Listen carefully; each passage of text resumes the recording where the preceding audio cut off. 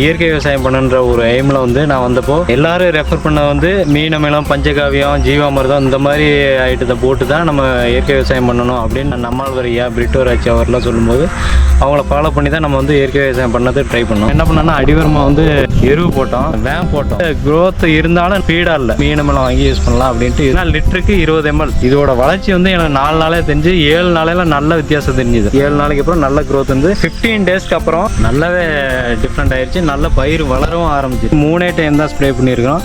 3 time spray பண்ணதில் உங்களுக்கு நல்ல டிஃப்ரெண்ட் தெரியும். வளர்ச்சி பார்த்தீங்கன்னா 20-30 நாளையில் அறுக்கிற அளவுக்கு வந்துருச்சு. நல்ல க்ரோத் இருக்கு. நீங்க இயற்கை விவசாயத்துக்குள்ள வரணும் அப்படின்னா க்ரோத் இல்லை அப்படின்னு கைவிடுற அளவு கூட சம்டைம்ஸ் வரதுக்கு வாய்ப்பு இருக்கு. ஸோ கொஞ்சம் கொஞ்சமா வாங்க. நான் பார்த்தீங்கன்னா ஒரு 50 சென்ட் எடுத்து பண்ணியிருக்கேன் இயற்கை விவசாயத்தில். போன வருஷம் ஒரு 30 சென்ட்டுக்கு மேலே பண்ணேன். அந்த 50 சென்ட்ல அதை விட வளர்ச்சி வந்து நல்லதா இருக்கு. நம்ம அறுவடை பண்ணோம்னா இதோட ரிசல்ட் எப்படி இருக்கு அப்படின்றது நல்லா தெரியும். 5 திணை ஃபார்ம்ல வந்து நம்ம வாங்கி யூஸ் பண்ணதில் எனக்கு வந்து முழுசா திருப்தியா இருக்கு. ஸோ முடிஞ்ச வரைக்கும் இயற்கை விவசாயம் பண்ணும்போது ப்ராப்பர் கைடன்ஸோட பண்ணுங்க, நல்லா வந்து ரிசல்ட் கிடைக்கும். 5 திணை சார்பாக அனைவருக்கும் வணக்கம். நம்ம நிறைய ஃபார்மர் பார்த்துட்டு இருக்கோம், நிறைய ப்ராடக்ட் வந்து யூஸ் பண்ணிட்டு இருக்காங்க. ஸோ நம்ம ப்ராடக்ட் மீனமிலத்தை வாங்கி யூஸ் பண்ணி அதோட நல்ல ஒரு விளைச்சல் எப்படி இருக்கு அப்படின்னு சொல்லிட்டு இந்த வீடியோல பார்க்கலாம்.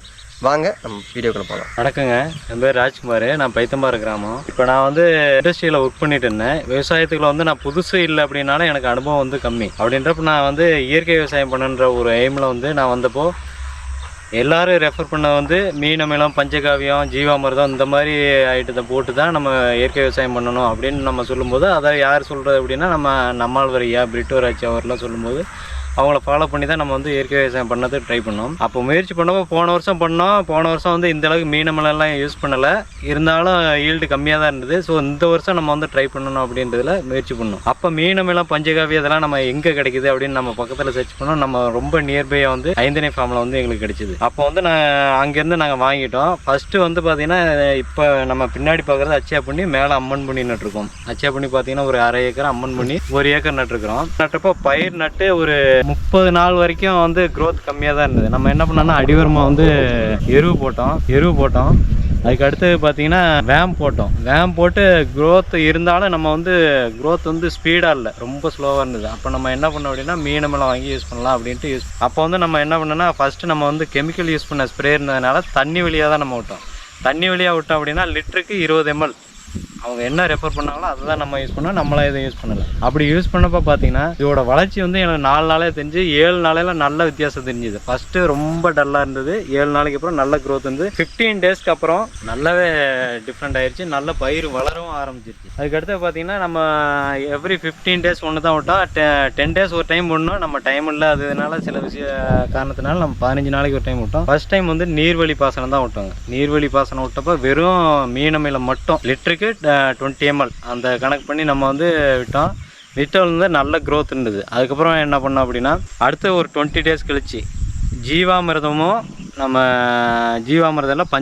பஞ்சகாவியமோ மீனமிலமோ நம்ம வந்து ஸ்ப்ரே பண்ணதில் இது வரைக்கும் 3 டைம் தான் ஸ்ப்ரே பண்ணியிருக்கோம். 3 டைம் ஸ்ப்ரே பண்ணதில் உங்களுக்கு நல்ல டிஃப்ரெண்ட் தெரியும். வளர்ச்சி பார்த்தீங்கன்னா இப்போ வந்து ஆல்மோஸ்ட் இன்னும் ஒரு 20-30 நாளையில் அறுக்கிற அளவுக்கு வந்துருச்சு. நல்ல க்ரோத் இருக்குது. ஸோ நீங்கள் இயற்கை விவசாயத்துக்குள்ளே வரணும் அப்படின்னா ஒரு ப்ராப்பர் கைடன்ஸோட நம்ம வந்து ப்ராப்பர் கைடன்ஸ் இருந்தாலும் நம்ம வந்து முழுசாக பண்ண முடியல. நம்ம வந்து ஒரு பார்ஷியலாக தான் பண்ணியிருக்கிறோம். அச்சா பண்ணி வந்து முழுசாக பண்ணியிருக்கோம், அம்மன் பண்ணி வந்து பார்ஷியலாக பண்ணோம். ஏன் அப்படின்னா அம்மன் பண்ணி வந்து நம்ம கமர்ஷியலாக நட்டுருக்கிறோம். ஸோ கமர்ஷியலாக நம்ம எடுத்தோடனே கமர்ஷியலாக இயற்கையில் வரும்போது நமக்கு லாஸஸ் அதிகமாக இருந்தால் நம்ம வந்து அதை மீட் பண்ணி கொண்டு வர சிரமம். ஸோ என்னன்னா இயற்கை விவசாயத்தை வந்து இது என்னடா க்ரோத் இல்லை அப்படின்னு கைவிடுற அளவுக்கு கூட சம்டைம்ஸ் வர்றதுக்கு வாய்ப்பு இருக்குது. ஸோ கொஞ்சம் கொஞ்சமாக வாங்க, முழுசாக வராதிங்க. இப்போ நான் பார்த்தீங்கன்னா ஒரு 50 சென்ட் எடுத்து பண்ணியிருக்கேன் இயற்கை விவசாயத்தில். போன வருஷம் ஒரு 25-30 சென்ட்டுக்கு மேலே பண்ணேன். அதில் வந்து எனக்கு பரவாயில்ல. இப்போ இந்த 50 சென்ட்டில் அதை விட வளர்ச்சி வந்து நல்லா தான் இருக்குது. நம்ம அறுவடை பண்ணோம்னா இதோட ரிசல்ட் எப்படி இருக்குது அப்படின்றது நல்லா தெரியும். ஸோ நீங்கள் நம்ம 5 திணை ஃபார்மில் வந்து நம்ம வாங்கி யூஸ் பண்ணதில் எனக்கு வந்து முழுசாக திருப்தியாக இருக்குது. அதாவது கெமிக்கல் யூஸ் பண்ணோம்னா செலவுகள் அதிகம். அதோட எஃபெக்ட் வந்து பார்த்திங்கன்னா நம்ம சாப்பிட்ற நமக்கு இதோட கூலத்தை கொண்டு போய் வைக்க புல்ல போட்டு மாட்டுக்கு போட்டோம்னா அதுக்கு மண்ணுக்கு அதை விட மண்ணில் இருக்க நுண்ணுயிர்கள்லாம் நிறைய வந்து ஆபத்து இருக்குது, நிறைய லாஸஸ் வரும். இதுக்கப்புறம் நீங்கள் சப்போஸ் கெமிக்கல் போட்டு பண்ணிங்கன்னா அடுத்த டைம் அகைன் நீங்கள் கெமிக்கல் தான் யூஸ் பண்ணணும். இப்போ வந்து நீங்கள் இயற்கை விவசாயத்தில் பண்ணும்போது நீங்கள் அடுத்த டைம் இயற்கை விவசாயம் பண்ணும்போது மண்ணுக்கு எந்த பாதிப்பும் கிடையாது, அதோட க்ரோத் அப்படியே தான் இருக்கும். ஸோ முடிஞ்ச வரைக்கும் இயற்கை விவசாயம் பண்ணும்போது ப்ராப்பர் கைடன்ஸோடு பண்ணுங்கள், நல்லா வந்து ரிசல்ட் கிடைக்கும். இப்போ இது பார்த்தீங்கன்னா நம்ம வந்து பயிர் வந்து நட்டு ஒரு 25 நாளையில் பார்த்தீங்கன்னா ரொம்ப டல்லாக இருந்தது. அந்த 25-30 நாளுக்கு நான் க்ரோத்தே இல்லை. அதுக்கப்புறம் தான் நம்ம வந்து மீனமிலம் வாங்கினோம். ரெண்டாவது வந்து மீனமில் செகண்ட் டைமு தேர்ட் டைம் என்ன பண்ணியிருக்கோம், ஸ்ப்ரே பண்ணியிருக்கோம் ஸ்ப்ரேயரில்.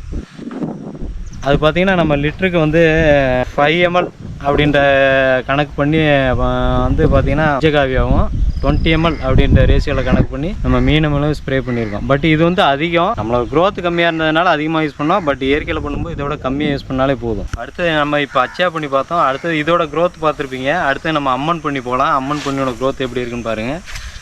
பட் ஃப்யூச்சரில் வந்து நம்ம வந்து பாரம்பரிய நெல்லுக்கு நம்ம வந்து கன்வெர்ட் ஆக போகிறோம். அதுக்கு வந்து இப்போ ட்ரையல் பேஸாக வந்து இது நம்ம பண்ணிகிட்டு இருக்கோம். பட் ஃப்யூச்சரில் வந்து நம்மளோட நோக்கம் வந்து பாரம்பரிய நெல் இயற்கை விவசாயம் தான். ஏன் அப்படின்னா இதனால் வர டிசீஸ், கெமிக்கல் விவசாயத்தினால வர டிசீஸ் வந்து ஹியூமனுக்கு மட்டும் கிடையாதுங்க, மண்ணுக்கு, அதை சாப்பிட்ற மாட்டுக்கு, எல்லாத்துக்குமே அந்த டிசீஸ் வந்து வரும். ஸோ அதை நம்ம அவாய்ட் பண்ணணும் அப்படின்றதுனால பார்ஷியலாக கொஞ்சம் கொஞ்சமாக நம்ம இயற்கைக்கு மாறோம், முழுசாக மாறலை. ஸோ அதனால் முடிஞ்ச வரைக்கும் இயற்கை விவசாயத்துக்குள்ள வாங்க. இயற்கை விவசாயத்துக்குள்ள வரும்போது ப்ராப்பர் கைடன்ஸ், அட்லீஸ்ட் ஒரு 75% நீங்கள் தெரிஞ்சுங்க. ஒரு 25% கைடன்ஸ் வேணும். ஸோ அதை தெரிஞ்சுக்கிட்டு ப்ராப்பராக இங்கே ட்ரைனிங் சென்டர் அதெல்லாம் இருந்ததுன்னா ப்ராப்பராக ட்ரைனிங் எடுத்துகிட்டு பண்ணுங்கள், கண்டிப்பாக லாஸ் வராது. என்னோடய எக்ஸ்பீரியன்ஸ் இது. நான் இப்போ இயற்கை விவசாயத்தில் இறங்கி 2 வருஷம் தான் ஆகுது. ஃபஸ்ட் வருஷம் பரவாயில்ல, செகண்ட் வருஷம் அதை விட நல்லா இருக்குது. நம்ம அம்மன் பண்ணியை பொறுத்த வரைக்கும் பார்த்தீங்கன்னா ஃபுல்லாக இயற்கை விவசாயம் பண்ணலன்னு சொன்னேன். என்ன பண்ணியிருக்கோம் அப்படின்னா ஃபஸ்ட்டு வந்து டிஏபி போட்டிருக்கோம், கெமிக்கல் போட்டிருக்கிறோம். கெமிக்கல் ஒரு ஃபஸ்ட்டு தொழு உரம் போட்டோம். அடியில் வந்து தொழு உரம் அப்படின்னா ஒரு ஏக்கருக்கு 4 டிராக்டர் அந்த ரேஷியோவில் நம்ம போட்டிருக்கோம். ஒரு ஏக்கருக்கு 4 டிராக்டரு அப்படின்றப்போ அது போட்டதுக்கப்புறம் நம்ம நடும்போது பார்த்திங்கன்னா டிஏபி போட்டோம். நம்ம டிஏபி போட்ட வந்து அம்மன் பண்ணிக்கு போட்டோம், அச்சா பண்ணிக்கு வந்து போடலை. ஆனால் அச்சா பண்ணி நல்ல க்ரோத் இருந்தது. நம்ம கெமிக்கல் யூஸ் பண்ணதில் அம்மன் பண்ணியில் எனக்கு க்ரோத்து கம்மியாக தான் இருந்தது. அதுக்கப்புறம் தான் வேம் போட்டோம். வேம் போட்டு க்ரோத்து இருந்தது, என்னால் நம்ம எதிர்பார்த்த ஸ்பீடு வரல, பயிர் வளரல. அந்த 30 நாள் அப்படின்னா 30 நாளில் அந்த வளர்ச்சி வரணும், 20 நாளில் 20 நாளில் அந்த வளர்ச்சி வரல. அப்போ நம்ம என்ன பண்ணணும் அப்படின்னா அதுக்கப்புறம் ஃபுல்லாக வந்து மீனமிலம் வாங்கி யூஸ் பண்ணோம். மீனமிலம் வாங்கி யூஸ் பண்ணதுக்கப்புறம் தான் நமக்கு வந்து இதோட க்ரோத்தே நல்லா இருந்தது. அதுவரை கெமிக்கல் நம்ம யூஸ் பண்ணப்போ அந்த க்ரோத் இல்லை. மீனமிலம் வேமுக்கு அடுத்து மீனமிலம் ஃபஸ்ட் டைம் வந்து தண்ணியில் விட்டுருக்குறோம். தண்ணியில் விடும்போது தான் நம்ம க்ரோத் தெரிஞ்சுது. செகண்ட் டைம் வந்து நம்ம செகண்ட் டைம் ஸ்ப்ரே பண்ணி பார்க்கலாம் அப்படின்ட்டு நம்ம ஸ்ப்ரே பண்ணலாம். ஸ்ப்ரே பண்ணுறப்ப என்னென்னா உங்களுக்கு அளவு வந்து ரொம்ப கம்மியாக தான் தேவைப்படும். ஒரு ஏக்கருக்கே ஒரு 300 ml அந்த ரேஞ்சுக்கு இருந்தால் போதும். அதை நம்ம வந்து ஸ்ப்ளிட் பண்ணி எத்தனை டேங்கை அடிக்கிறோமோ அத்தனை டேங்கை நம்ம பிரிச்சுக்கணும். பட் நீர்வழின்றப்ப அதிகமாக விடணும். ஆனால் நான் அதிகமாக வந்து 2 லிட்டர் 3 லிட்டர் 4 லிட்டர் விடணும் அப்படிங்கிறாங்க. ஆனால் நான் வந்து அவ்வளோலாம் விடலை. நான் விட்ட வந்து ஒரு ஏக்கருக்கு பார்த்திங்கன்னா ஒரு 800 ml தான் விட்டுருக்குறேன். 800 ml வந்து தண்ணி வழியாக விட்டப்போ அதுவே நல்ல க்ரோத்தாக இருக்குது. நீங்கள் அதிகமாக பயன்படுத்தினாலும் வேஸ்ட்டு தான், கம்மியாக பயன்படுத்தினாலும் க்ரோத் இருக்காது. ஸோ அந்த கைடன்ஸோடு நீங்கள் பண்ணுங்கள் எது பண்ணாலும் இயற்கை விவசாயத்தில். இது மற்றவங்களுக்கு இந்த மாதிரி என்ன சொல்ல வரீங்க? இப்போ நீங்கள் யூஸ் பண்ணீங்க, மற்றவங்களுக்கு எந்த மாதிரி சொல்ல வரீங்க? கண்டிப்பாக இயற்கை விவசாயம் பண்ணணும்னு நினைக்கிறவங்க எல்லாமே மீனமிலம், பஞ்சகாவியம், ஜீவாமிர்தம் இதை எப்படி தயாரிக்கணும்னு கற்றுக்குங்க. அப்படி இல்லையா நம்ம நியர்பை பக்கத்தில் எங்கே கிடைக்குது அப்படின்றத கண்டிப்பாக தெரிஞ்சு வச்சுக்கிட்டு தான் நீங்கள் விவசாயத்துக்குள்ளேயே வரணும். அதை எப்படி யூஸ் பண்ணணும். இப்போ மீனமிலம் வாங்கினா நம்மளாம் வந்து கம்மியாக யூஸ் பண்ணக்கூடாது, பிரயோஜனம் கிடையாது. அதிகமாக யூஸ் பண்ணாலும் பிரயோஜனம் கிடையாது. அந்த பயிருக்கு அந்த நிலத்துக்கு எவ்வளோ தேவையோ அவ்வளோதான் நம்ம யூஸ் பண்ணணும். அதிகமாக நீங்கள் கண்டிப்பாக இயற்கை விவசாயத்துக்குள்ள வாங்க. இதை பற்றிலாம் தெரிஞ்சுக்கிட்டு வாங்க. தெரிஞ்சுட்டு வரும்போது கண்டிப்பாக வந்து லாஸஸ் வந்து கம்மி. ஏன் அப்படின்னா நீங்கள் இப்போ சப்போஸ் செயற்கை விவசாயம் பண்ணுறீங்கன்னு வச்சுப்போமே, செயற்கை விவசாயத்தில் நீங்கள் உர செலவு எல்லாமே ஒரு ஏக்கருக்கு பார்த்தீங்கன்னா குறைஞ்சது ஒரு 5000-6000 ரூபா வந்துடும். அதே டைம் பார்த்தீங்கன்னா நீங்கள் கெமிக்கல் சப்போஸ் பயிர் வந்து ஏதாவது நோய் வாய்ப்பட்டது அப்படின்னா நீங்கள் வந்து கெமிக்கல் எல்லாமே யூஸ் பண்ணணும். அப்படின்றப்போ உங்களுக்கு செலவு அதிகம். இயற்கை விவசாயத்தில் செலவு கம்மி. எக்ஸாம்பிள் பார்த்தீங்கன்னா இப்போ மீனமிலம் யூஸ் பண்ணுறீங்க. மீனமிலம் யூஸ் பண்ணால் அது வந்து ஒரு யூரியாவுக்கு மாற்று தான் மீனமிலம். அப்படின்றப்ப அதோட க்ரோத் நல்லா இருக்கும். ரெண்டாவது மீனமிலம் க்ரோத்துக்கு மட்டும் பார்க்குறதில்ல, ஒரு பூச்சி வெரைட்டியாக செயல்படுது ஒரு 25%. இப்போ இதில் பார்த்தீங்கன்னா நான் பூச்சி வெரைட்டிக்குன்னு எதுவுமே பயன்படுத்தலை. ஒன்லி மீனமிலம் மட்டும்தான் நம்ம போட்டிருக்கிறோம். மீனமிலம் அதுவும் நீர்வழி பாசனத்தில் ஒரு டைமோ ஸ்ப்ரே 2 டைம் பண்ணியிருக்கோம். இதில் எனக்கு பூச்சி தாக்கம் அப்படின்றதெல்லாம் எதுவுமே கிடையாது. இது வரைக்கும் நான் எந்த பூச்சியுமே பார்த்ததில்ல. அதான் நன்மை செய்யும் பூச்சி, தீமை செய்யும் பூச்சி அப்படின்னா பிரித்து பார்க்கணும்னு சொல்கிறாங்க. அந்த பூச்சியை பற்றி எனக்கு தெரியாது. இதில் பூச்சி தாக்கம் அப்படின்றது எதுவுமே கிடையாது. ஸோ இயற்கை விவசாயம் பண்ணும்போது அதோட பூச்சி தாக்கு அப்படின்றது இருக்காது.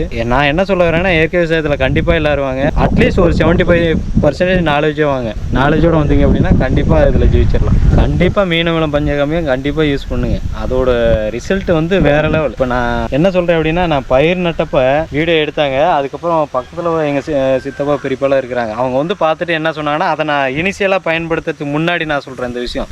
இந்த பயிர் வளர்றதே கஷ்டம் அப்படின்னாங்க. அதாவது இந்த பயிரை வளர்த்து கொண்டு வந்து அறுவடைக்கு வரைக்கும் கொண்டு வரதே கஷ்டம் அப்படின்னாங்க.